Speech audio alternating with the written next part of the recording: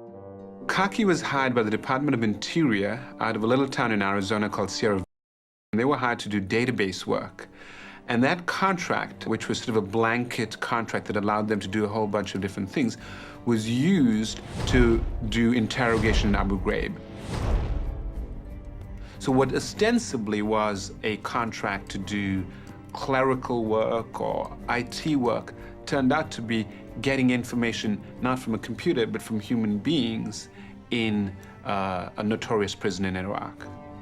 At the time of the scandals in the spring of 2004, roughly 50% of the interrogators were private contractors.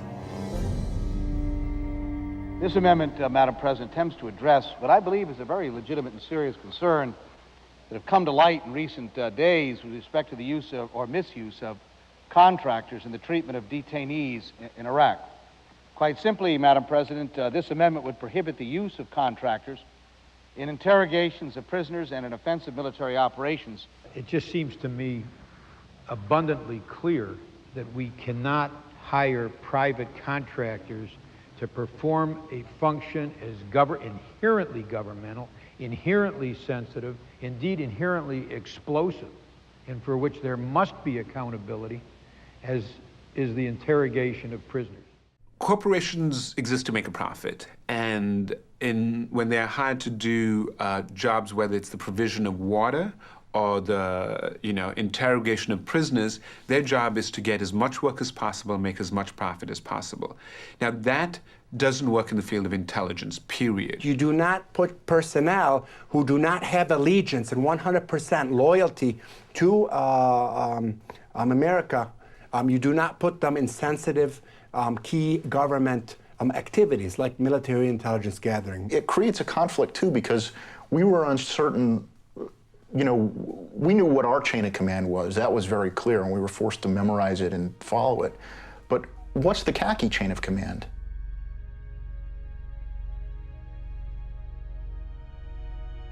بفضل هاي الشركات السجون أصبحت معسكرات للتدريب على العنف. وفوجئت بالاعتقال، وبالفعل بعد يومين نقلت إلى سجن أبو غريب، ورفع الكيس من رأسي ووجدت نفسي أمام مجموعة عسكر مجندين يعني من دول المحققين عرفنا فيما بعد، مجموعة حوالي 8 أو 10 وولون علي يضعون البندقية بأماكن حساسة بالجسم، وبالإضافة إلى الضرب، وكنت أسمع به استغاثات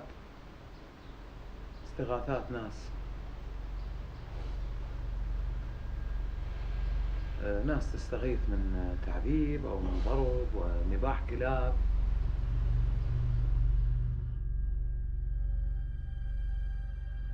There was a wink and a nod approach. We have these rules, you're going to follow them, but we're not going to spend that much time making sure that you're going to follow them.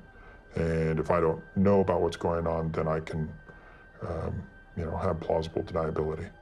The contractor is safely in an office in the United States somewhere, so no direct supervision. And to just simply say, well, I guess they got out of control, I don't know where they were taking their instructions from, it seems to excuse all of them. I have reproduced an excerpt from the job posting as it was reprinted in the Washington Post on May 10th on the poster here behind me. And let me read it for you. It says, under minimal supervision, will assist, and goes on. Key words, under minimal supervision. In 2003, the Pentagon essentially panicked, and a very desperate Secretary of Defense did whatever he had to do very, very quickly to try to get more intelligence. If that meant running out and hiring a bunch of contractors who didn't know what they were doing and putting them wrongly into the chain of command of military intelligence, that's what they did. They were desperate.